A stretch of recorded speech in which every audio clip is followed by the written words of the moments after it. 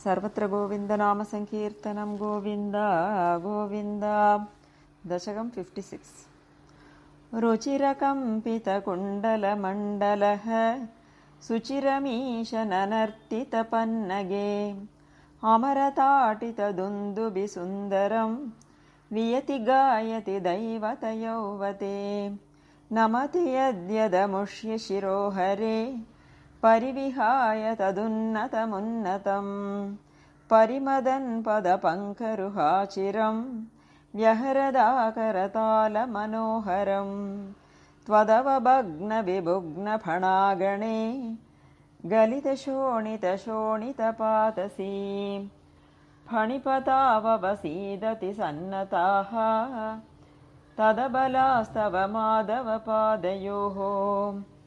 अयि पुरैव चिराय परिश्रुत त्वदनुभावविलीनहृदोहिताः मुनिभिरप्यनवाप्य पदैस्तवैः नुनुवुरीश भवन्तमयन्त्रितं फणिवधूगणभक्तिविलोकन प्रविकसत्करुणाकुलचेतसा फणिपतिर्भवदाच्युतजीवितः त्वयि समर्पितमूर्तिरवानमत्।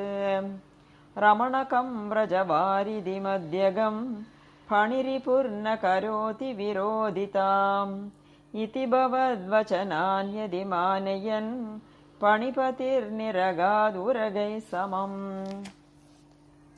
फणिवधूजनदत्तमणिव्रज ज्वलितहारदुकूलविभूषितः तटगतैः प्रमदाश्रुविमिश्रितैः समगता स्वजनैर्दिवसावधौ निशिपुनस्तमसा व्रजमन्दिरं व्रजितुमक्षमयेव जनोत्करे स्वपिति तत्र भवच्चरणाश्रये दवकृशानुररुन्धसमन्ततः प्रबुदितानत पालय पालयेति उदयदार्तरवान् पशुपालकान् अवितुमाशुपपाथ महानलं किमिह चित्रमयं खलु ते मुखं शिखिनिवर्णत एव हि पीतता परिलसत्यधुना क्रिययाप्यसौ इति नुतः पशुपैर्मुदितैर्विभो हर हरे दुरितैः सह मे गदान्।